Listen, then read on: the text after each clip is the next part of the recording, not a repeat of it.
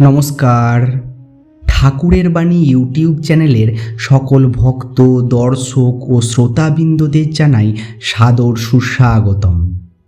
আজ আমরা শ্রবণ করব রামকৃষ্ণ মঠ ও রামকৃষ্ণ মিশনের প্রেসিডেন্ট মহারাজ শ্রীমৎ স্বামী গৌতমানন্দজি মহারাজের এক অমৃত প্রবচন। মহারাজ আমাদের মনে করিয়ে দিয়েছেন সৎসঙ্গ, নিঃস্বার্থ সেবা আর পরমাত্মার ওপর অবিচল বিশ্বাসের সেই অসীম শক্তির কথা, যা আজীবন আমাদের পথ দেখাবে। চলুন মন দিয়ে শুনি মহারাজের এই গুরুবাণী।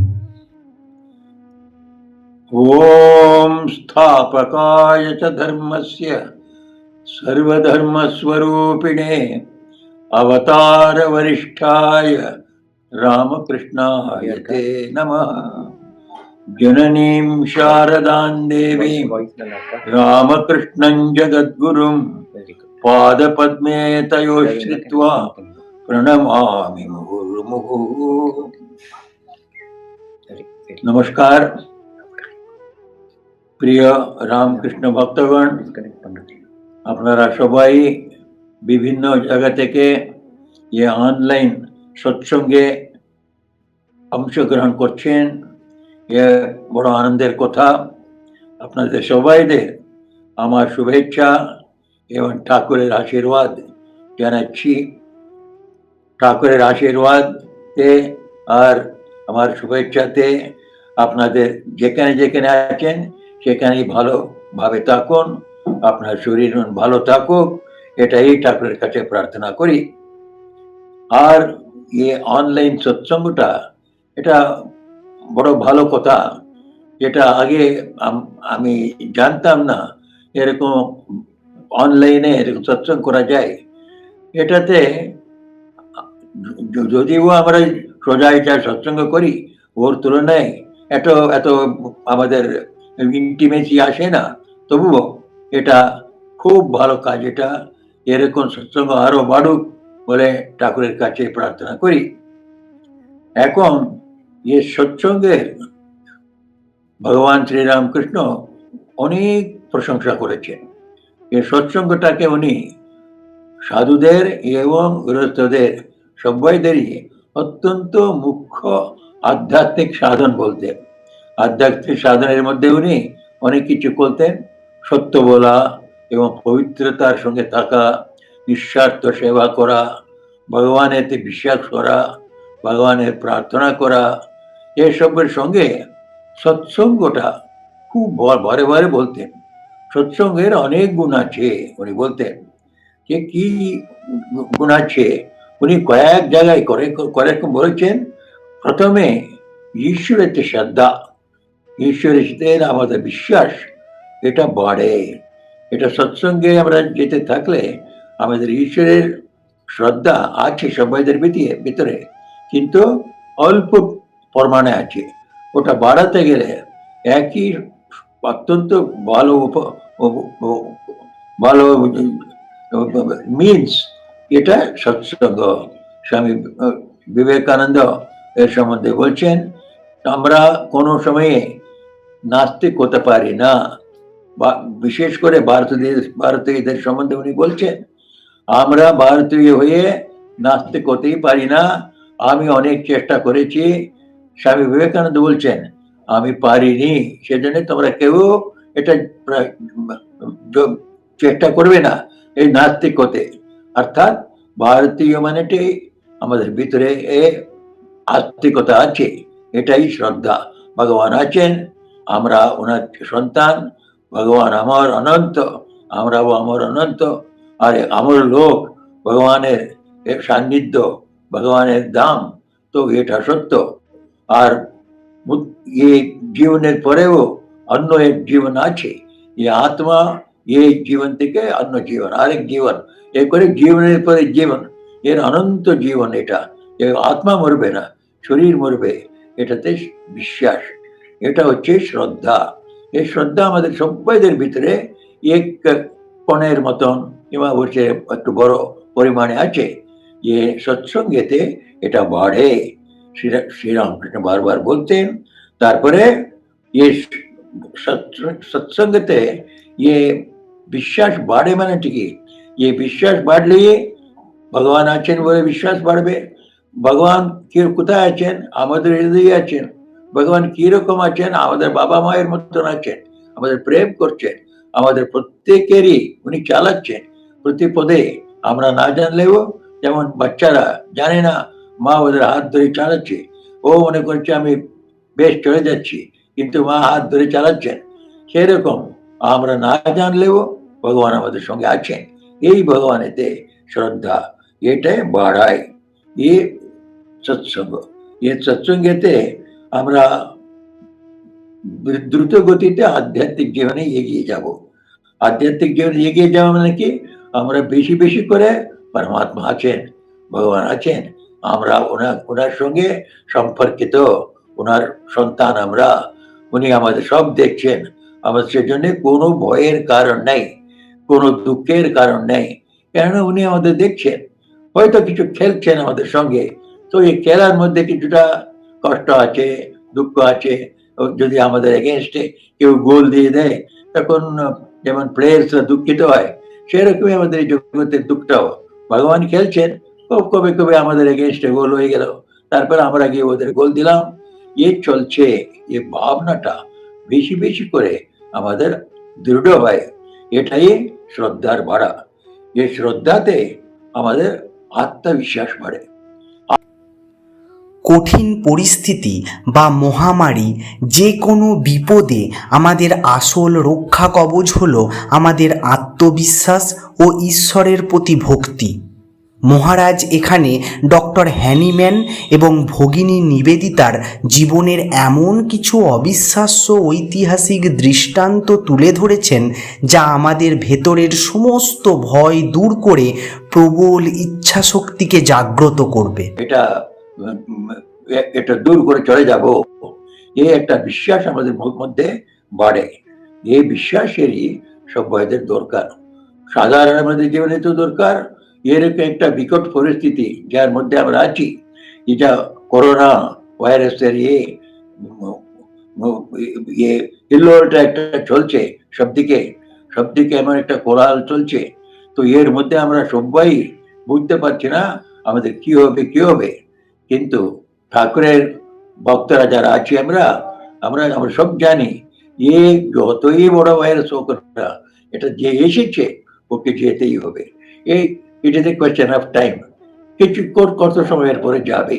তো নিশ্চয়ই এটা এসেছে, এটা যাবে। আমরা এটা যাওয়ার পরে যা সৎ যুগে একটা আসছে, ভালো জগতে একটা সময় আসবে যেখানে বিকট পরিস্থিতি চলে গেছে আর মানুষের আনন্দে আছে। ও সময়টা আসছে, শুধু কিছু সময় নিচ্ছে। এটাতে আমাদের দৃঢ় বিশ্বাস থাকবে। এই বিশ্বাসটা আমাদের ঠাকুরের বিশ্বাসের থেকে আত্মবিশ্বাস আছে। আত্মবিশ্বাস অত্যন্ত দরকার। এখানে আমরা দেখছি সব জায়গায়, সারা জগতে কত হেলথ ওয়ার্কার্স কাজ করছে, ওরা যা কাজ করছে, ওদের ভিতরে, প্রত্যেকের ভিতরে, ওরা না বললেও, ওরা না বুঝলেও এই আত্মবিশ্বাস আছে। ওরা সবাই কিরকম রাস্তায় গিয়ে, অন্যান্য জায়গায় গিয়ে কত রকমের মহিলা টয়লা সবগুলো পরিষ্কার করছে, আর health of the whole city town ভালো রাখছে। কিরকম করছে ওরা? ওদের ভিতরে তো একটা শ্রদ্ধা রয়ে গেছে, আমাদের হবে না, আমাদের রোগ হবে না, কেননা আমরা কতগুলো প্রোটেকশন নিয়েছি, সেই জন্য আমরা আমাদের কাজ করে যাব। এইরকম একটা ভাব ওদের কাছে আসছে সে বিশ্বাসের দ্বারা। ও বিশ্বাসটা ওরা না জেনেই পরমাত্মাতে, আমরা পরমাত্মার প্রোটেকশন আছে আমাদের, উনি আমাদের রক্ষা করছেন, এটাতে ওদের বিশ্বাস থাকাতে ওরা এরকম ডেঞ্জারের মধ্যে, বিপদের মধ্যে গিয়ে এত কাজ করতে পেরেছে। এটা আমরা ইতিহাসেতেও দেখছি। স্বামী বিবেকানন্দ বারে বারে বলতেন, যার আমাদের ভিতরে যদি স্ট্রং বিশ্বাস থাকে, আমাদের কিছু হবে না। তখন যদি সাপ কামড়ায়, আমরা সাপের কিছু নেই, কি করবে? যদি কেউ ভাবতে পারে এবার পুরো বিশ্বাসেতে ও পয়জনটা কাজ করবে না, স্বামী বিবেকানন্দ এত তার্কিক উনি, তো উনি বলছেন এটা সত্য, খুব স্ট্রং যাদের আত্মবিশ্বাস আছে ওদের এত তাড়াতাড়ি রোগ স্পর্শ করবে না। আজকে অনেক ডাক্তাররা বলছে, তো আমাদের আজকে ঔষধ এইগুলো ভ্যাকসিনেশন এসব কিছু দরকার, তবে মুখ্য দরকার আমাদের দিস ইমিউনিটি। আমাদের এ রোগ হবে না, হতে পারে না, এরকম একটা বিশ্বাস। এই বিশ্বাস থেকে আমরা রেজিস্ট্যান্স, এটা বিরোধ করব এই রোগের।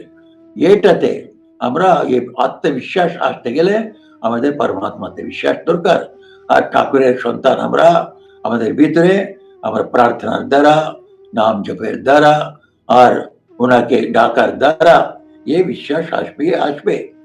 আপনারা ইতিহাসেতেও দেখছেন, ডক্টর হ্যানিম্যান বলে হোমিওপ্যাথির স্রষ্টা, উনি প্রথমে ওটা আরম্ভ করলেন হোমিওপ্যাথি, জার্মান ডক্টর। উনি শত শত হোমিওপ্যাথি মেডিসিন গুলো তৈরি করলেন। কি করে তৈরি করলেন? তৈরি করলে তো মানুষের উপরে এক্সপেরিমেন্ট করতে হবে। কোন মানুষ আছে গার উপরে উনি এক্সপেরিমেন্ট করতে পারবেন? তো মানুষের উপরে ট্রায়াল করতে অন্য কেউ ছিল না, ও নিজের উপরে ট্রাই করলেন। শত শত হোমিওপ্যাথি মেডিসিন নিজের উপরে উনি ট্রায়াল করেছেন, নিজের উপরে ট্রায়াল করে, আর ওগুলো ঠিক কাজ করছে করে কত ডেঞ্জার গেছেন। হোমিওপ্যাথিতে অনেক এমন ঔষধ আছে খুব কষ্ট দিতে পারে মানুষকে, পোড়া হয়ে যেতে পারে, জ্বর হয়ে যেতে পারে, ওরকম ঔষধগুলো নিজের উপরে ট্রাই করেছেন, করে শত শত ঔষধগুলো দিয়েছেন। এটা কি করে হলো? ওনার আত্মবিশ্বাস ছিল আমার কিছু হবে না, আমি অন্যদের জন্য এটা করছি, যা হলে হবে আমার উপরে। কিন্তু শত শত ঔষধগুলো নিজের উপরে ট্রাই করলেন, ওনার কোনো রোগ হলো না, উনি সাকসেসফুল হয়ে এখন আমরা হোমিওপ্যাথির লাভ যা পাচ্ছি, ও মানুষের অগাধ শ্রদ্ধার উপরে নির্ভর হচ্ছে। এরকম আমাদের পুরাণেতে আমরা পড়ছি, কালকূট বিষ শঙ্কর ভগবান খেয়ে নিলেন, কিন্তু ও বিষটা কিছু করতে পারলো না। অর্থাৎ মানেটা হচ্ছে আমাদের এমন শুদ্ধ চারিত্র থাকলে, শুদ্ধ চারিত্রের দ্বারা আত্মবিশ্বাস আসবে আর ভগবানের বিশ্বাস আসবে। এর দ্বারা এই যা ইমিউনিটি, ফিজিক্যাল ইমিউনিটি পর্যন্ত আমরা এক্সপেক্ট করতে পারি। তো শ্রীরামকৃষ্ণের ভক্তিতে, শ্রীরামকৃষ্ণেতে বিশ্বাসেতে এসব আমরা আপনি পেয়ে যাচ্ছি। ওনার বরপ্রসাদ হচ্ছে এটা, যারা যারা আমার নাম নেবে ওরা এই বিশ্বাস আপনি পাবে, বিশ্বাসেতে ওরা তরে যাবে। ঠাকুর কতবার বলতেন এই বিশ্বাসেতে তরে গেছে কতজন।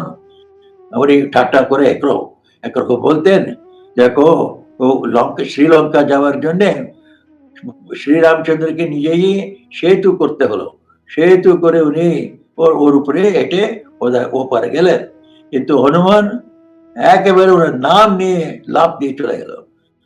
এই বিশ্বাসের শক্তি উনি বলছেন, বিশ্বাসের শক্তিটা কয়েক রকম শ্রীরামকৃষ্ণ বলছেন। উনি আরেকটা বলতেন, এই বিশ্বাসটাকে বাড়াবার জন্য নাম মহিমা, ভগবানের নাম যারা নিবে পূর্ণ বিশ্বাস থেকে, ওদের কোনো অকল্যাণ হবে না, কোনো অমঙ্গল হবে না, সবই শক্তি ওদের ভিতরে থাকবে।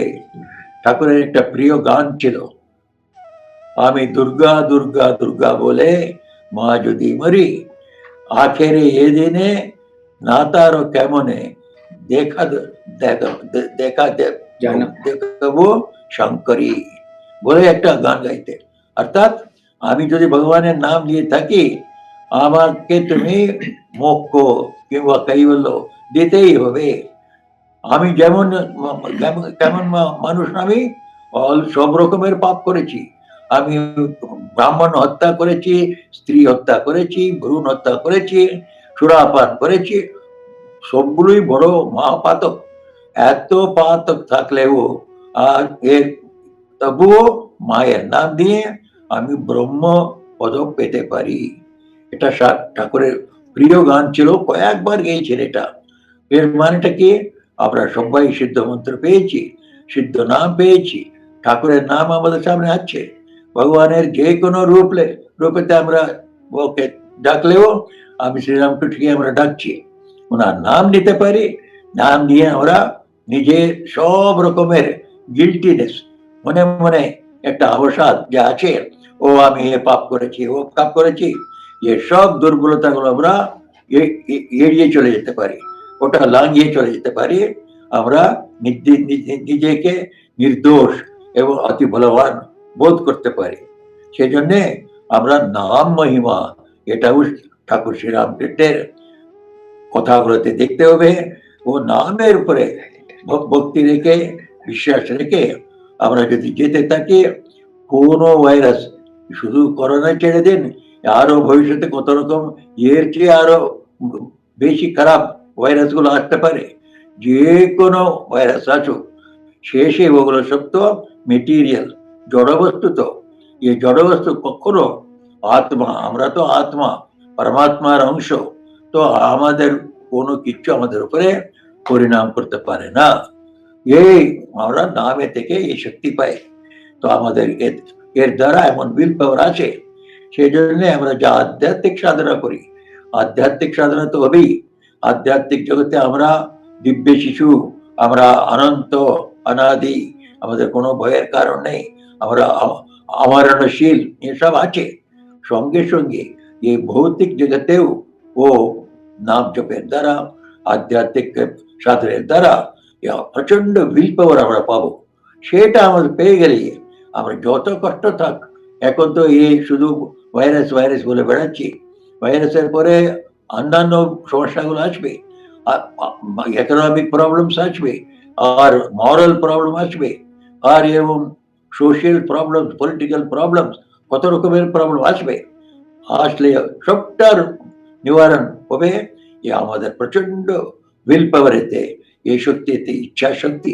এই শক্তি থাকলে আমরা সব স্তরে যে যে রকমের আতঙ্ক, যে যে রকম শত্রু আসবে, ওটা আমরা সামনা করব, ওর উপরে বিজয় পাবো, এটা নিশ্চয়। তো এই আমরা দেখছি, স্বামী বিবেকানন্দ আপনারা সবাই জানেন 1897 প্লেগ হয়ে গেল কলকাতাতে। এমন প্রচন্ড বেগ হয়ে গেল ওটার, সবাই দৌড়িতে আরম্ভ করলো কলকাতা ছেড়ে। তারপরে প্লেগ ক্যাম্পস করা হলো, ধরে ধরে নিয়ে গিয়ে ক্যাম্পে ঢুকিয়ে দিত। তখন ব্রিটিশ গভর্নমেন্ট ছিল, কোনো কেয়ার ছিল না, কিচ্ছু ছিল না। সহস্র সহস্র লোক মরতে আরম্ভ করলো। স্বামী বিবেকানন্দ নিজেই প্লেগ রিলিফে নেমে গেলেন, নেমে গিয়ে নিবেদিতাকে সঙ্গে নিলেন, নিবেদিতাকে লিডার বানালেন। আর ওর আন্ডারে মঠ মিশনের সাধুরা খুব খেটেছে। ওর মধ্যে নিবেদিতা যা এই উইল পাওয়ার দেখিয়েছেন, এটা আমাদের দেখবার মতন। ওর জীবনীতে লেখা আছে, ও প্লেগেতে একটা বাচ্চা মেয়ে, ওর প্লেগ এফেক্ট হয়ে গেছে, ও মরবেই মরবে। ও বাচ্চার, ওর অনাথ শিশু, ওর মা বাবা নেই, তো ওকে দিয়ে ওকে কে দেখবে? ও মা মা বলছে। তখন নিবেদিতা নিজেই ওর মা হয়ে গেলেন। ওকে কোলে নিয়ে বসে 3 দিন ওই প্লেগ ক্যাম্পাসে লোক যেতে, কাছে যেতে ভয় পারত। ও ক্যাম্পাসের মধ্যে বাচ্চাটিকে কোলে নিয়ে 3 দিন ও শুশ্রূষা করে, শেষে ও ছেলে মেয়ে তো মা মা মা বলতে নিবেদিতাকে নিজের মা মনে করে ডাকতে ডাকতে ওর প্রাণ ছেড়ে দেয়। এইরকম উইল পাওয়ার। নিবেদিতার কোনো কিছু হলো না, কিছু হলো না, মানে কি জন্য হলো না? প্রচন্ড এই উইল পাওয়ার, প্রচন্ড উইল পাওয়ার। ওর আধ্যাত্মিকতা, ওর নাম করতো, তপস্যা করতো, জপ করতো, বিশ্বাস এমন ভগবানের ছিল, ওর গুরুতে ছিল, ও শক্তিতে। ও যে প্লেগের মধ্যে 3 দিন বসে কোনো কিচ্ছু অস্পৃষ্ট, কোনো অমঙ্গল হয়নি। এগুলো দেখলে আমরা বিশ্বাস আসে আমাদের, আমাদের ঋষি মুনিরা, আমাদের রামকৃষ্ণ পরম্পরায় আমরা যা পেয়েছি, এই উপদেশগুলো ঠাকুরের, মায়ের আর স্বামী বিবেকানন্দের, আমাদের আধ্যাত্মিক সাধনা বানিয়ে রাখতে হবে। ওটা থাকলে সবগুলো, যে ভৌতিক জগতেও ও এত কাজ করবে, আমাদের শক্তি দেবে, এটা আমরা বুঝতে পারি। তো সেই জন্য আমরা কি করব না, এখন কি করবো আমরা তাহলে? এই সময় আমরা সবাই লক আপে রয়েছি, প্রত্যেকে নিজের নিজের বাড়িতে, বাড়ি বন্ধ। তো হোম হোম অ্যারেস্ট বলতো, হাউস অ্যারেস্ট, সেরকম অ্যারেস্টে তো পড়াচ্ছি।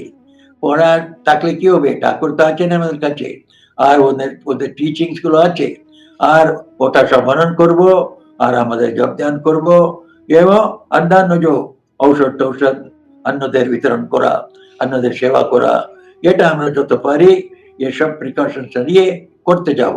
এটা করতে থাকলে এই সময়টা কেটে যাবে। এই সময়টা কেটে গেলে আমরা আবার তো ওই আগেকার আনন্দের দিনগুলো আসবে। সেই জন্যে আমাদের যারা ঠাকুরের ভক্ত, তো আমাদের কোনো চিন্তা করবার নেই। এ কিছু কষ্টের দিন এসেছে, আমাদের সাধারণ জীবনেতেও এটা আসতে পারে। সাধারণ জীবনে কিছুদিন কষ্ট আছে, কিছুদিন সুখ আসে, এসব আসা যাওয়া আসা যাওয়া হয়। সেরকম এটাই একটা বাইরে থেকে এসেছে, যেটা এসেছে এটা চলে যাবে। আমরা তো এই এরকম অবস্থা, আমরা এখন আমি 92 বছর হয়ে গেলাম। আমি দুটো ওয়ার্ল্ড ওয়ারেতে, একটা ওয়ার্ল্ড ওয়ারের সাক্ষী আমি, 41-42 ওয়ার্ল্ড ওয়ার দেখে। ওয়ার্ল্ড ওয়ারেতে এত কষ্ট, এত খাওয়ার কষ্ট, দাওয়ার কষ্ট, অন্য কোনো কিছু পাওয়া যেত না, রেশন ছিল। এমন অবস্থায় কবে যাবে কবে যাবে, এরকম সবাই এত দুঃখিত হয়েছিল, মনে এটা যাবেই না, যেন এটা যাবেই না। কিন্তু ওটাও চলে গেল। তারপরে ভালো দিন এলো, ভারতের স্বতন্ত্র হলো, তারপরে আমরা এত উঁচু উঠেছি, এখন সারা জগতে আমার দিকে তাকিয়ে আছে। এরকম আমরা আরো আরো ভালো দিন পাবো। কেননা স্বামী বিবেকানন্দ বলেছেন, উনি এক কথা বলেই আমি শেষ করব। স্বামী বিবেকানন্দ বলেছেন, এ ভারত আবার উঠবে, আর এটাকে কোনো শক্তি এই জগতে আটকাতে পারে না। এ ভারত উঠবে।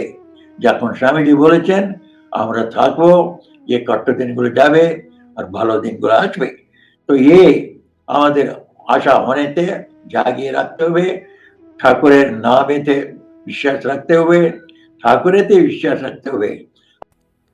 আমরা অনেকেই ভাবি বাড়িতে একা একা সাধনা করাই হয়তো যথেষ্ট, কিন্তু মহারাজ এখানে সৎসঙ্গের মহিমা বোঝাতে নদী ও পুকুরে সাঁতার কাটার এবং জলে ভাসমান পাথরের দুটি এমন চমৎকার উপমা দিয়েছেন, যা শুনলে আধ্যাত্মিক জীবন সম্পর্কে আপনার চোখ খুলে যাবে।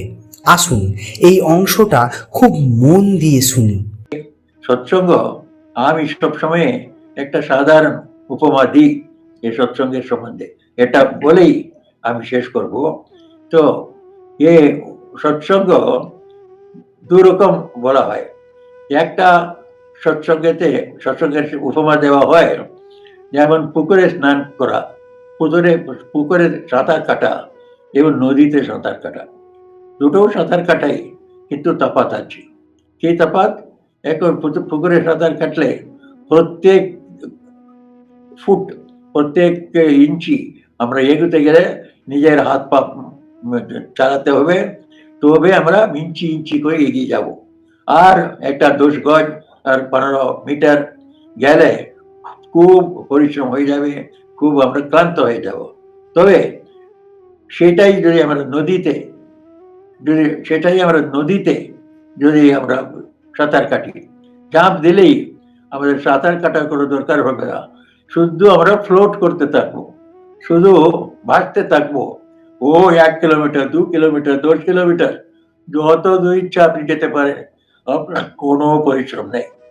যেখানে 10 গজ যেতে আমাদের হাঁপাহাঁপি হয়ে গেল, আমরা পাট্টা পেতে আরম্ভ করলাম, ক্লান্ত বোধ করলাম। কিন্তু নদীতে কিলোমিটারের পর কিলোমিটার চলে গেলাম, কোনো আমাদের ক্লান্তি হয়নি। সৎসঙ্গ হচ্ছে এরকম নদীতে সাঁতার কাটা। আর আমরা সাধন ভজন করে বাড়িতে বসে, এটা হচ্ছে পুকুরে সাঁতার কাটা। পুকুরে কোনটা ভালো? নিশ্চয়ই নদীতে সাঁতার কাটা ভালো। কেন আপনারাই দেখুন না, এখানে এসেছেন মোটামুটি আধ ঘন্টার বেশি হলো আমি কথা বলে যাচ্ছি, আপনারা শুনে যাচ্ছেন।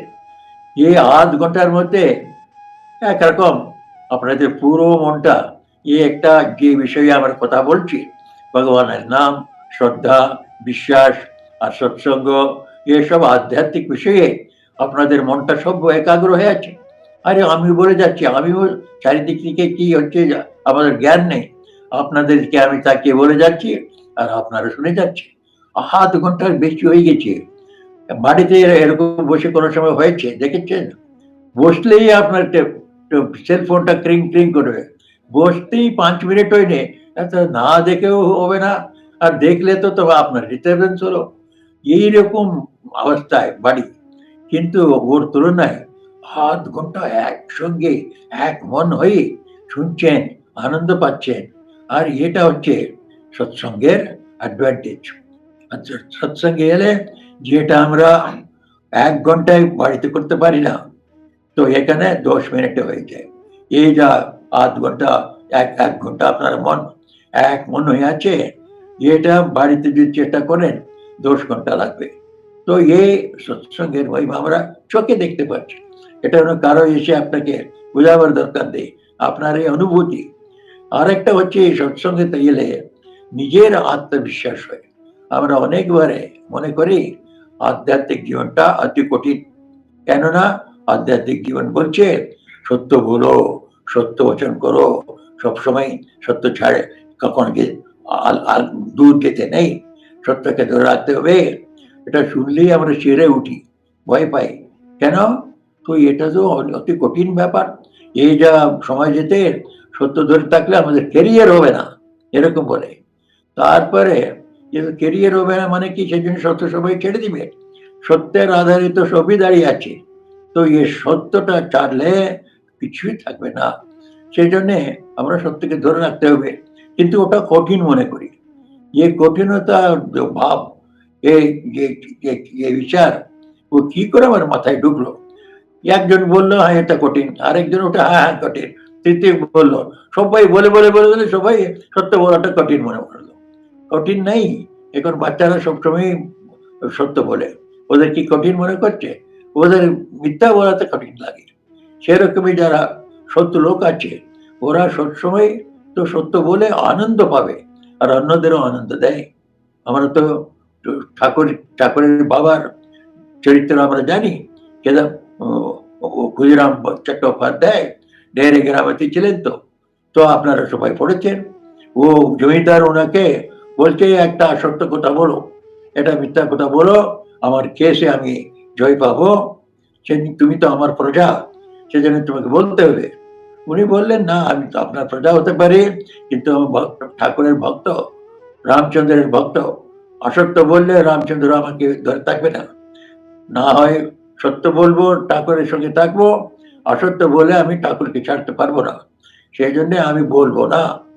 এত বড় জমিদারও ভীষণ খারাপ লোক, কাজ কেউ ওর বিরোধে গেলে ওর সর্বনাশ করে ছাড়বে, কিন্তু ঠাকুরের বাবা ও ছাড়লেন না, আমি সত্যি বলবো, তোমার জন্য আমরা মিথ্যা বলবো না।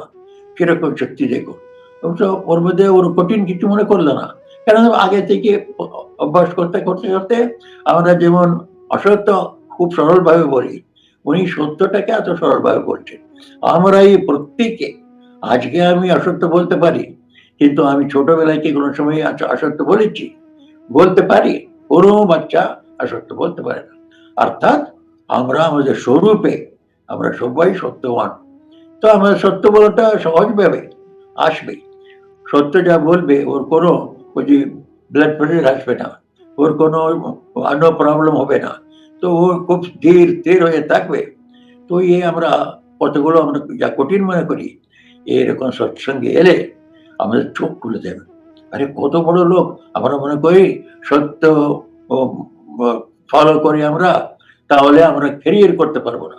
আমাদের কি স্ট্যাটিস্টিক্স আছে যারা সত্য ফলো করেছে ওরা সবাই ক্যারিয়ার করতে পারেনি? এরকম কোন স্ট্যাটিস্টিক্স নেই। হান্ড্রেডস অফ পিপল, শত শত লোক আছে যারা সত্যও ফলো করে এবং ওরা ক্যারিয়ারও করেছে। ওরকম লোকদের সঙ্গে দেখা হয়ে যায়। সৎসঙ্গে এলে আমাদের মতে খুব ক্যারিয়ার ভালো করেছে এবং সত্যও ধরে রয়েছে, দুটো রয়েছে ওদের। সেই জন্যে এরকম একটা বিশ্বাস আমাদের পাই, এই সৎসঙ্গী থেকে এটা পাই। আর একটা উপমা আমি দিই এই সৎসঙ্গটাকে, এর মহিমাটাকে।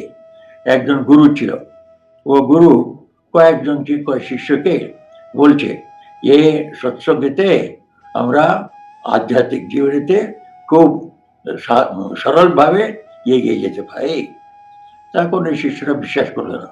কি করে অন্যরা 10 জন হোক, 1000 লোক হোক, ওরা ভালো রয়েছে সৎসঙ্গেতে, ওর দ্বারা আমার জীবনটা কিরকম সরল হবে, সেটা ওরা সন্দেহ করলো।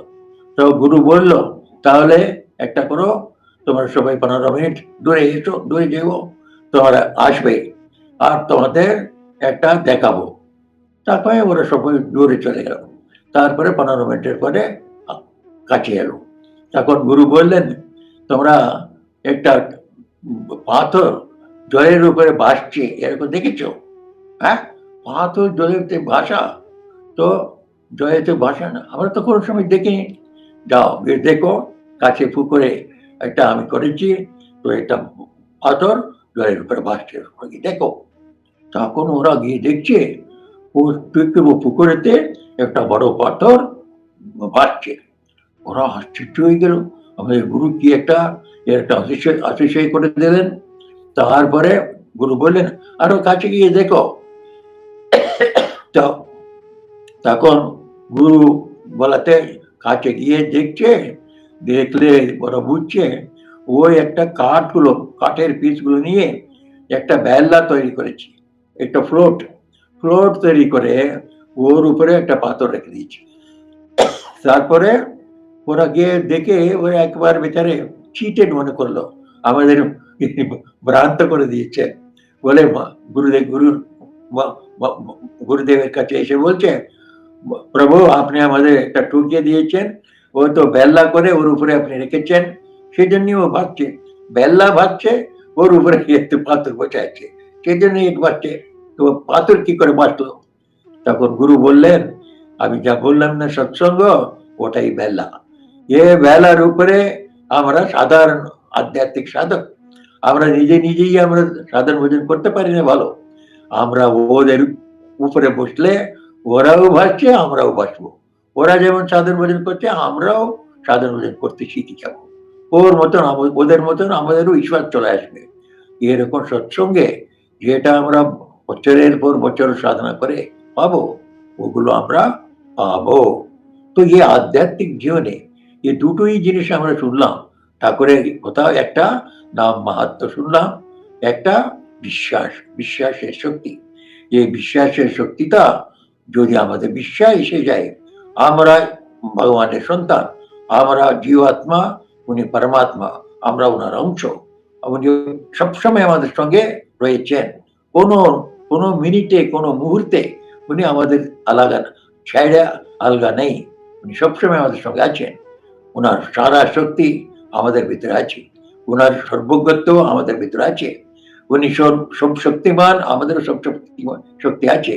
ये যা ভাবনা, ভাব আমাদের ভিতরে আসে, আমরা প্রচন্ড শক্তিমান হব, প্রচন্ড উইল পাওয়ার পিপল হব, ইচ্ছা শক্তি, সংকল্প শক্তি আসবে, আমরা সব কষ্টগুলোকে বিরুদ্ধে লড়াই করে জয় পাবো।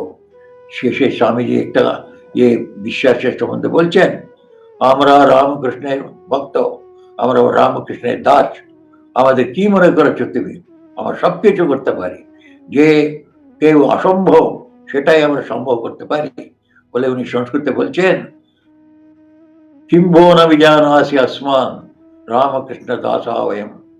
কে মনে করেছ তোমরা আমাদের, আমরা রামকৃষ্ণের দাস। আমরা কি করতে পারি? আমরা কুর্মস তারক চারণম, আর নক্ষত্র গ্রহ তারা যা আছে ওগুলো সব ছিপিয়ে ফেলবো। তারপরে কুর্মস তারক চারণম ত্রিভুবনম উৎপাটয়াম বলাত, এই 3 জগৎটাকে, স্বর্গ মর্ত পাতাল, 3টাকে ছিঁড়ে ফেলে দেবো, আর ছিনে ওটা দূরে ফেলে দেবো ও নিজের রাস্তা থেকে। এই শক্তি আমাদের ভিতরে আছে। কেন? রামকৃষ্ণ দাস হয়ে, আমরা রামকৃষ্ণের দাস, ওনার শক্তি আমাদের ভিতরে আছে। এই যা স্বামীজি বলেছেন ওটা অক্ষর সত্য। উনি ওনার জীবনেতে এতগুলো ঘটনাতে দেখিয়েছেন। সাধারণ মানুষ আমরা থাকতে পারি, কিন্তু আমাদের পেছনে যা শক্তি আছে, আমরা যে শক্তির সম্পর্কিত শিষ্যের রূপে, সন্তান রূপে, দাসের রূপে, ও পরম শক্তি আমাদের থ্রু দিয়া বড় বড় কাজগুলো করাবে, বড় বড় অতিশয় করাবে, আমাদের জীবনেতে আমাদের অনন্ত আনন্দ এনে দিবে, আমরা অন্যদেরও আনন্দ দিতে পারি, ওই পরিস্থিতিও আমাদের দিবে। এরকম ভগবানের শক্তিতে আমরা বিশ্বাস করি। ভগবান শ্রীরামকৃষ্ণ, शारदा देवी, विवेकानंद, एक ही भगवान, एक ही परम ब्रह्म, तीन रूपे এসেছেন, তিন রূপেতে আমাদের এটা শিখিয়ে গেছেন। এই যুগের অবতার শ্রীরামকৃষ্ণ, উনার দাস আমরা সবাই, উনার সন্তান আমরা, সেই জন্য আমাদের কোনো অবসাদ করার কারণই নেই, ডিপ্রেসড হওয়ার কারণই নেই, ডিজেক্ট হওয়ার কারণই নেই। সেই জন্য আমরা সবসময় আনন্দে থাকবো, ওদের নাম নেব, ওদের সান্নিধ্যটাকে অনুভব করব, আর আমরা যত পারি এত এই কষ্টকে পার করার জন্য নিজেও চেষ্টা করব, অন্যদেরও চেষ্টা করতে সাহায্য করব। সেজন্য যে ভগবানের নাম ধরে রাখবেন, আর ওনার চিন্তন ধরে রাখবেন, আধ্যাত্মিক সাধনা ধরে রাখবেন, আর নিজের কর্তব্য যা আছে ওটা ঠাকুর আমাদের বলে দিয়েছেন কিরকম এই জগতে ভালোভাবে জীবন যাপন করতে হবে, যাতে জাগতিক জীবনেও আমরা এগিয়ে যাব এবং আধ্যাত্মিক জীবনেতেও আমরা এগো। এটাই তো সত্য সত্য ধর্ম। সত্য সত্য ধর্ম হচ্ছে যে ধর্মের দ্বারা আমরা লৌকিক জীবনেতেও আমরা খুব ভালো থাকবো এবং আধ্যাত্মিক জীবনেও এগিয়ে আমরা ভগবান দর্শন পাবো। আর ভগবান দর্শন পাওয়াটাই তো জীবনের উদ্দেশ্য। ঠাকুর বারে বারে বলছে জীবনের উদ্দেশ্যটা কি? উদ্দেশ্য মানে জীবনের গন্তব্য। কি জন্য আমরা এত চেষ্টা করছি, কি চাই আমরা? আমরা ভেবে দেখলে, একটুখানি বিচার আমাদের ভিতরে বিচার করে দেখলে আমরা পাবো, আমরা অনন্ত সুখ চাই, অনন্ত জীবন চাই। অনন্ত সুখ অনুভব করতে গেলে অনন্ত জীবন চাই। সেই জন্য আমরা অনন্ত জীবন চাই, অনন্ত সুখ চাই। এটা ভগবান লাভে পাবো। ভগবান লাভ যার হয়ে হয়, ভগবান আর আমরা আত্মা আলাদা নেই, তো আত্মার লাভ যার হয়, আত্মা জ্ঞান যার হয়, ওদের অনন্ত অনন্ত জীবনও পাবে, অনন্ত আনন্দ পাবে। সেটাই আমাদের জীবনের লক্ষ্য, ওটা আমরা সাধিত করব। আমাদের জীবনেতে এ দুটো আমাদের দরকার। সেজন্য ঠাকুর বারবার আমাদের বলছেন অনেকগুলো আসবে যাবে, এ তো আগমা পাইন ইত্যাহ তান তিতিক্ষস্ব ভারতা। ভগবদ্গীতায় বলেছে অনেক কষ্টগুলো আসবে, যে আসবে ওটা চলে যাবে। তো কিন্তু যে আত্মা আমরা পার্মানেন্ট, সব সময় মারাছি শাশ্বত রূপে, এটা আমাদের মনে রেখে আমাদের লৌকিক জীবন এবং আধ্যাত্মিক জীবন দুটো একটা সমতল রেখে আমরা এগোতে পারি। শ্রীরামকৃষ্ণ আমাদের যে রাস্তা দেখিয়েছেন, ও রাস্তায় আমরা যাব, আমরা আনন্দ পাবো, অন্যদেরও আনন্দ দেব।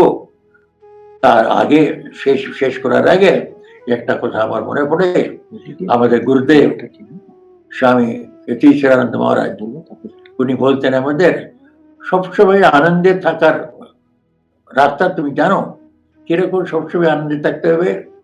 তো আমরা তো তখন খুব ছোট ব্রহ্মচারী, আমরা চুপ করে দাঁড়িয়ে আছি। তো উনি বলে সবসময় আনন্দে থাকার রাস্তাটা হচ্ছে কোনো একটা গানের কিংবা কোনো কবিতা, একটা আনন্দের কবিতা, ওটা এক দু লাইন বারে বারে মনেতে আওড়াতে যাও। আওড়াতে থাকলে তুমি সবসময় আনন্দে থাকবে। উদাহরণার্থ উনি নিজেই বলতেন, মা যার আনন্দময়ী সে কি নিরানন্দে থাকে, ইহকালে পরকালে মাতারে আনন্দে রাখে, মা যার আনন্দময়ী। এ গান গাইতেন। মা যার আনন্দময়ী সে কি নিরানন্দে থাকে, ইহকালে পরকালে মাতারে আনন্দে রাখে। আমরা সবাই ঠাকুরের সন্তান, মায়ের সন্তান, আনন্দময় শুনি, আমরাও সবসময় আনন্দে থাকবো। আবার আমি শেষ করবার আগে ঠাকুর মা স্বামীজির কাছে প্রার্থনা করব, আমরা সবাই ওদের প্রদর্শিত রাস্তায় যাব, আমরাও একটু ওরা যেমন বলেছেন সেমনি আধ্যাত্মিক সাধনাও করব, এবং এই জগতেও ওরা যা রাস্তা দেখিয়েছে ভালো রাস্তা, ও রাস্তায় চলবো। আমরা এখানেও আনন্দে থাকবো এবং আধ্যাত্মিক পথেও গিয়ে ভগবানের সাক্ষাৎকার করব। এই ওরা আমাদের উপরে আশীর্বাদ করুন, আমাদের উপরে কৃপা বর্ষণ করুন। এই প্রার্থনা করতে করতে আমি আমার কথাটা বন্ধ করি, বিশ্রাম নিই। আর জয় শ্রী রামকৃষ্ণ। ওম শান্তি শান্তি শান্তি। মহারাজের এই বাণী আমাদের মনে করিয়ে দেয়, মা যার আনন্দময়ী সে কি নিরানন্দে থাকে। জীবনের লৌকিক ও আধ্যাত্মিক সংকটে এই অমূল্য উপদেশগুলোই আমাদের আনন্দের আলো দেখাবে। মহারাজের এই কথাগুলো আপনার কেমন লাগলো তা অবশ্যই কমেন্টে জানান। আর যদি খুব ভালো লেগে থাকে তাহলে ভিডিওটি শেয়ার করে ছড়িয়ে দিন এবং গুরু মহারাজের এই অমূল্য উপদেশ অন্যদেরও দেখার এবং শোনার সুযোগ করে দিন।